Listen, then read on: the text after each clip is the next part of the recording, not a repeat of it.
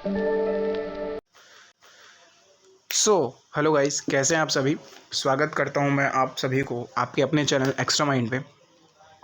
तो आज का हमारा जो टॉपिक है वो है how to score 98% in 12th class and this video is for 2024। वैसे तो आप इसको किसी भी ईयर में देख सकते हैं क्योंकि मैं हर एक ईयर की बात करूँगा। एंड यहाँ पे बेसिकली मैं फोकस्ड केमिस्ट्री पे रखूँगा, लेकिन यहाँ के जो स्टेप्स मैं बताऊँगा वो आप हर एक सब्जेक्ट में यूज़ कर सकते हो ना। मैं ये कौन बताने वाला हूँ। मैंने स्कोर किया ठीक ठाक, इसलिए मैं बता सकता हूँ। बाकी आप शुरू करते हैं, चलिए वीडियो को। ये जो मैं वीडियो बना रहा हूँ अभी जून से बता रहा हूँ, तो जून से स्टार्ट करेंगे हम। एंड जो मैं आपको स्टेप्स बता रहा हूँ उस स्टेप्स को फॉलो करके आप 95% शॉर्टकट ला सकते हैं नंबर अपने बोर्ड्स में। लेकिन जो मैं स्टेप्स बताऊँगा आपको वो फॉलो करना होगा as it is. Okay, now यहाँ पे मैं सिर्फ आपको स्ट्रैटेजी ही नहीं बताऊँगा, मैं इस चैनल पे मुझसे जितना हो सके जो भी मैं बताऊँगा उस चैप्टर को पढ़ाऊँगा या उसके नोट्स मैं प्रोवाइड कर दूँगा आपको। ठीक है, क्यों अब बात आती है स्ट्रैटेजी बनानी क्यों ज़रूरी है, क्योंकि देखिए पढ़ सभी को ही रहे हैं, लेकिन कौन किस हिसाब से किस स्मार्ट वर्क के साथ पढ़ के आगे बढ़ रहा है वो इम्पॉर्टेंट है। तो जल्दी पहुंचना इम्पॉर्टेंट है, पहुंच तो सभी जाएंगे, ये बात सबको पता है। ठीक है, सबसे पहले अगर हम बात करें तो हमको ये समझना होगा 12th क्लास ईजी है। अब आप बोलोगे कि भैया 12th क्लास आप बता तो रहे हो ईजी है, लेकिन यार ईजी आप कैसे बता सकते हो। तो मैं इसलिए बता सकता हूँ क्योंकि मैं 12th पढ़ चुका हूँ। दूसरी चीज़ एग्जैक्ट ईजी है यार, क्योंकि देखो 11th में क्या होता है, जब हम 10th से 11th में आते हैं तो हमारे पास काफ़ी बड़ा सिलेबस होता है और हम उसको देख के परेशान हो जाते हैं और हमको लगता है आगे का भी सेम ही सेम होगा। 11th का जो पेपर भी सेट होता है वो थोड़ा सा हार्ड होता है क्योंकि स्कूल लेवल पे होता है वो। लेकिन जब हम 12th के पेपर की बात करें तो वो पूरे एक नेशनल लेवल पे पेपर सेट होता है और वहाँ के जो टीचर होता है वो हाईली क्वालिफाइड होते हैं एंड वो मतलब एज ए वही क्वेश्चन बनाते हैं जो कि इम्पॉर्टेंट हो सकता है। ठीक है, ऐसा कुछ भी क्वेश्चन उठा के नहीं दिया जा सकता है जैसे कि स्कूल में पर्टिकुलर दिया जाता है।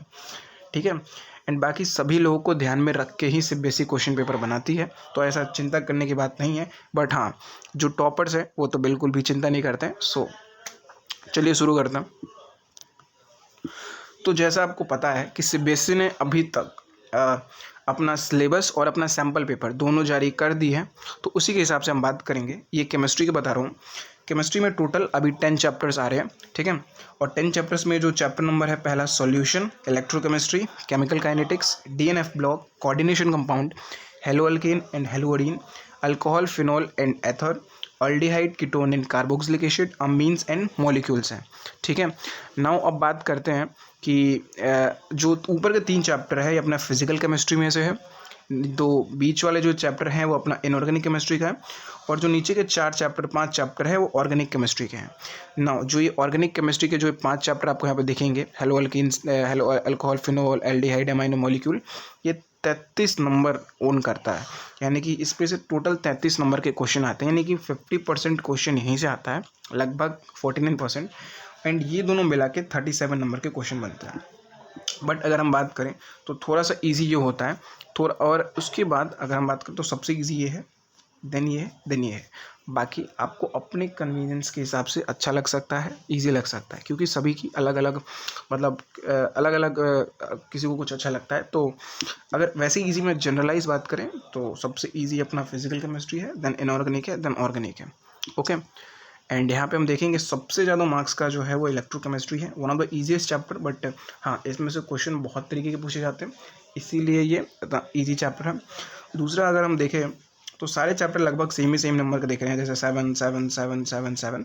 तो आपको क्या करना है, अभी आपको मार्क्स के हिसाब से नहीं पढ़ना है, अभी आपको टोटली फुली पढ़ना है, पूरा सिलेबस पढ़ना है। क्योंकि अभी मार्क्स के हिसाब से वो पढ़ते हैं जिनका मतलब लगभग पास में पेपर होता है, लेकिन आपको पूरे डिटेल में पढ़ना है, क्योंकि सिर्फ आप 12th ही टारगेट नहीं कर रहे होगे, क्योंकि एज अ CUET मैंडेटरी है सभी के लिए, कॉलेज के लिए। तो CUET तो है ही, बाकी बहुत बच्चे NDA,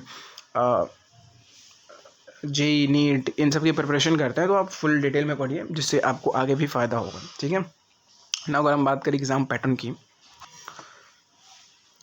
एग्ज़ाम पैटर्न में क्या है, एग्ज़ाम पैटर्न में आपको देखिएगा कि 50% सब्जेक्टिव क्वेश्चन आ रहे हैं, 50% ऑब्जेक्टिव। सब्जेक्टिव में कैसे क्वेश्चन आते हैं, लाइक 1 नंबर के क्वेश्चन आते हैं कि भाई आप 1 वर्ड में आंसर लिखो, या कुछ शॉर्ट आते हैं 2 नंबर के, 3 नंबर के, या कुछ लॉन्ग आते हैं 5 नंबर का आंसर वैसे हो, जो कि 50% आपको मिलेगा। ऑब्जेक्टिव में आपको MCQs मिलेंगे टोटल 30%, एक नंबर के MCQs होते हैं, उसमें इंटरनल कुछ चॉइसेस भी दी जाती हैं। एंड हाँ, केस बेस्ड स्टडी क्वेश्चन जरूर मिलेंगे, और ये मिलने भी चाहिए क्योंकि केमिस्ट्री इज अ सब्जेक्ट जहाँ पे हम प्रैक्टिकल चीज़ों को करते हैं। तो केस बेस्ड स्टडी क्वेश्चन मिलेंगे, हार्ड नहीं होते, ईजी होते हैं। मैं बता दूं कि मैथ्स, फिजिक्स और केमिस्ट्री, इन तीनों में जो सबसे ईजी पेपर होता है वो केमिस्ट्री का ही होता है। अभी तक लास्ट जितने भी ईयर्स हुए हैं केमिस्ट्री का ही आया है। बाकी कौन जानता है, आगे दे भी सकते हैं, बट ठीक है, केमिस्ट्री ही सबसे अभी तक इजी रहा है। नाउ अगर केमिस्ट्री की बात करें तो 11th में कुछ ऐसे इंपॉर्टेंट टॉपिक्स हैं, कुछ चैप्टर्स हैं जो कि आपको आने चाहिए, जो कि आपको 12th में बहुत मदद करेंगे। वो चैप्टर्स हैं लाइक मोल कॉन्सेप्ट आपको अच्छे से आना चाहिए, electronic configuration, chemical bonding, periodic table and basic organic. अगर आपको ये चैप्टर्स अच्छे से आते हैं तो 12th क्लास आपका बहुत ही ज़्यादा स्मूथ जाने वाला है, ये मैं बता रहा हूँ आपको। अब हम आगे चलते हैं, और नाउ मैं आपको सिलेबस भी बता दिया, सिलेबस के साथ साथ मैं आपको एग्ज़ाम पैटर्न भी बता दिया। नाउ अब बात आती है पढ़ने के तरीके पे। तो यहाँ पे लिखा है why small effort if having big dream. अगर हमारा ड्रीम बिग है, हमको 95 लाना है, 99 लाना है, या इवन 100 लाना है, तो हम स्मॉल एफर्ट क्यों करें। स्मॉल एफर्ट क्या होता है, देखो जिस दिन हम कोई मोटिवेशनल वीडियो देखते हैं या कुछ स्ट्रेटेजी वाली वीडियो देखते हैं, तो क्या होता है हमारे अंदर फुल हमारा जो लेवल है पूरा उठ जाता है। उस दिन हम इवन 4 घंटे 5 घंटे पढ़ लेते हैं, लेकिन फिर उसके बाद वो हमारा लेवल डाउन हो जाता है, 1 हफ्ते तक चलेगा फिर डाउन, फिर हम नहीं पढ़ते। हमको क्या करनी पड़ेगी, कंसिस्टेंसी मेंटेन करनी पड़ेगी। आपने ये दोहा सुना होगा, करत करत अभ्यास के जन्मति होत सुजान, रष्टि आवत जात है सिल पर परत निशान। मतलब कि रोज़ जब हम पढ़ेंगे ना, रोज़ जब हम पढ़ेंगे तो हमारे दिमाग में वो जाएगा, ठीक है। एंड बहुत बार ऐसी होती है चीज़ें पहली बार में समझ नहीं आती हैं, तो आपको उस चीज़ को बार बार पढ़ना होगा। एक दिन पढ़ के यार ठीक है, एग्ज़ाम में आप नंबर स्कोर कर सकते हो, लेकिन वो आपको समझ नहीं आएगा। एंड अगर हाँ अभी आपके पास काफ़ी समय है तो आप थोड़ा रोज़ पढ़ो यार। ऐसा नहीं बोलता हूँ मैं आप 3 घंटा पढ़ो, आई थिंक अपने आप कन्वीनियंस के हिसाब से पढ़ सकते हो। कुछ लोग होते हैं जो बहुत जल्दी ग्रैब कर लेते हैं, कुछ लोगों को टाइम लगता है, बट हाँ रोज़ पढ़ना इंपॉर्टेंट है यार। ऐसा मत सोचना कि इस दिन के बाद पढ़ूंगा या उस दिन के बाद पढ़ूंगा, नहीं। आप अभी 12th में हो, अच्छे तरीके से पढ़ाई करो, अच्छा नंबर स्कोर करो, फिर देखना जो भी करना है आपको, ओके। बाकी आप अपने समय को प्रायोरिटाइज भी कर सकते हो, लेकिन हाँ ये मैं कहूँगा कि आप इस चीज़ को सुबह पढ़ो, शाम पढ़ो, दोपहर पढ़ो, कहीं भी पढ़ो, रोज़ पढ़ना, तभी कुछ बढ़िया हो पाएगा इसमें, ठीक है। इंपॉर्टेंट, और हाँ बुक्स के लिए बहुत सारे यार डाउट्स आते हैं बच्चों के, तो मैं बता देना चाहता हूँ 12th क्लास के अंदर to not use multiple book. बहुत सारी बुक जरूरत नहीं है यार। आप अगर अभी आप देख सकते हो पिछले 15 से 20 साल के क्वेश्चन पेपर उठाओ, ठीक है, सैम्पल क्वेश्चन पेपर उठाओ, एंड तुम देखो जितने क्वेश्चन पूछे गए हैं वो सारे NCERT से आपको दिख जाएंगे, सारे क्वेश्चन मिल जाएंगे लगभग, या उसके कॉन्सेप्ट मिल जाएंगे। तो यार बोर्ड में ना आपको मल्टीपल बुक, बोर्ड ही क्या कोई भी एग्ज़ाम की मैं बात करूँ, वहाँ पे मल्टीपल बुक नहीं चलती है। हाँ बुक एक लो, इवन 2 लो, लेकिन उसके मल्टीपल रिवीजन करो। अगर उस बुक से एक छोटा सा भी क्वेश्चन आ जाए तो आपसे बचना नहीं चाहिए वो। तो use single book and do multiples a lot how much you can. And हाँ एक टीचर पकड़ो, एक बुक पकड़ो, पढ़ना शुरू करो। देखो सबका कंटेंट सेम ही होता है, लगभग कुछ चीज़ें ऊपर नीचे होती हैं, एंड वो कुछ चीज़ें जब आप क्वेश्चन पेपर सॉल्व करोगे आपको पता चल जाएगा। तो उतना कोई टेंशन लेने वाली बात नहीं है कि यार इस बुक में थोड़ा कम है, उस बुक में थोड़ा ज़्यादा है। अपने हिसाब से आपको जो बुक बढ़िया लगती है वो आप प्रेफर करो, लेकिन हाँ एक बुक प्रेफर करो एंड मल्टीपल रिवीजन करो। बाकी हाँ मैं जो अभी इतने सालों से देख रहा हूँ पेपर, तो NCERT से ही आता है। एंड हाँ MCQ के लिए या अपने कॉन्सेप्ट बिल्डिंग के लिए आप एग्जाम्पलर लगा सकते हो, या कोई क्वेश्चन बैंक ले सकते हो जिससे आपको मल्टीपल क्वेश्चंस मिले। जब हम पढ़ाई करते हैं तो हमको सिर्फ वही पता चलता है कि वो है, लेकिन हम मेमोराइज कैसे कर सकते हैं, हम क्वेश्चन सॉल्व करके, क्वेश्चन की और प्रैक्टिस करके, या क्वेश्चन से क्या होता है हमको और कॉन्सेप्ट की क्लैरिटी होती है। तो आप क्वेश्चन बैंक भी कुछ ले सकते हो, कोई सा भी ले सकते हो, सभी सेम ही होता है ना। मैं टाइम टेबल की बात करूं यार, तो टाइम टेबल इंपॉर्टेंट है, बहुत ज़रूरी है। एक स्टडी में बताया गया है कि जो इंसान टाइम टेबल को फॉलो करता है वो ऑर्डिनरी इंसान, यानी कि जो टाइम टेबल को फॉलो नहीं करता, उससे 40% ज़्यादा काम करता है। नाउ ऐसा भी नहीं है कि जो टाइम टेबल आप बनाओगे वो 100% फॉलो होगा, कोई नहीं कर पाता है, और कर गया भाई तो सिर्फ एक दिन कर पाएगा, मुश्किल से एक दिन, ठीक है। तो टाइम टेबल मैं ये नहीं बताऊंगा कि यार वो आप वो बनाओ कि ठीक है मैं 9 to 12, फिर 12 to 5, 6 to 8, वो टाइप मत बनाओ, अपने हिसाब से बनाओ। Focus on task, not on time. Task पे कि मुझे क्या क्या करना है। लेट सपोज कि मुझे केमिस्ट्री का आज एक चैप्टर पढ़ना है तो ठीक है पढ़ना है, ऐसा नहीं है कि 9 से 12 पढ़ना, नहीं, आज मुझे पढ़ना है तो ठीक है पढ़ना है। मुझे फिजिक्स के नोट्स रिवाइज करने हैं तो ठीक है फिजिक्स के नोट्स रिवाइज करने हैं। ऐसा नहीं है कि भाई मैं 12 to 6 फिजिक्स के नोट्स रिवाइज करूँगा, ऐसा टाइम, फिर हम टाइम पता है टाइम देखते हैं कि यार 6 बजने वाला है, 6 बजे हम उठ जाएंगे, लेकिन हम ये सोच कर चलेंगे फिजिक्स के नोट्स रिवाइज होंगे तब हम उठेंगे, तो वो एक टास्क कंप्लीट हो जाता है। टाइम की फिर कोई लिमिटेशन नहीं होती है, ठीक है। नाउ इन सब जब शुरू में बच्चे आते हैं, जब जोश होता है तो क्या करते हैं, अपने समय को बचाने के लिए अपनी नींद में से समय बचाते हैं, which is very bad. Proper sleep is must, proper sleep is must for not for everyone but students के लिए बहुत इंपॉर्टेंट है। क्यों? क्योंकि स्टूडेंट क्या होते हैं, दिन भर पढ़ते रहते हैं, उनके दिमाग में इन्फॉर्मेशन जाती रहती है। एंड सिर्फ इन्फॉर्मेशन जाना ही इंपॉर्टेंट नहीं है, उस चीज़ को रिटेन करना भी इंपॉर्टेंट है। क्योंकि अभी आपको पेपर नहीं देना, पेपर आपको 1 साल बाद देना है, लगभग कम से कम अभी 9-10 महीने हैं, तो रिटेंशन बहुत इंपॉर्टेंट है। तो आप अच्छे से अपने दिमाग को रेस्ट दो। उसके बाद चीज़ें दिमाग में रहेंगी यार, क्योंकि अगर आप स्लीप ही हटा दोगे तो चीज़ें मतलब याद ही नहीं रहेंगी, आप पढ़ते जाओगे भूलते जाओगे, पढ़ते जाओगे भूलते जाओगे, ठीक है। नाउ ऐसा आप स्लॉट बना सकते हो कि स्लॉट 1 में मैं इतनी चीज़ें पढ़ूंगा, स्लॉट 2 में पढ़ूंगा, लाइक मॉर्निंग में, इवनिंग में या नाइट में। देखो ये अपने हिसाब से बताओ, ये मैं अपने बता दिया हूँ कि ठीक है, अगर आप सुबह में, दोपहर में और रात को भी 3-3 घंटा पढ़ते हो तो आप रोज़ एवरी डे 3-6-9 घंटा पढ़ रहे हो, विच इज़ वेरी गुड। कोई 5 घंटे भी नहीं पढ़ते हैं, तो आप अपना हिसाब से समय निकाल सकते हो, जो भी है, जहाँ से भी आपको लगता है कि जी मैं यहाँ पे बिजी हूँ, यहाँ पे निकाल सकता हूँ, तो आप पढ़ सकते हो वहाँ पे। टेक्निक ऑफ स्टडी बताऊँ तो आप शुरू में, अगर आप ऐसे बच्चे हो जो कोई लॉन्ग सेटिंग नहीं लगा पाता है, तो पोमोडोरो टेक्निक से स्टार्ट कर सकते हैं हम, जहाँ पे हमको सिर्फ 25 मिनट पढ़ना रहता है एंड 5 मिनट हम ब्रेक लेके पढ़ते हैं। इससे ब्रेक में क्या होता है, हम री एनर्जाइज हो जाते हैं, रिचार्ज होते हैं।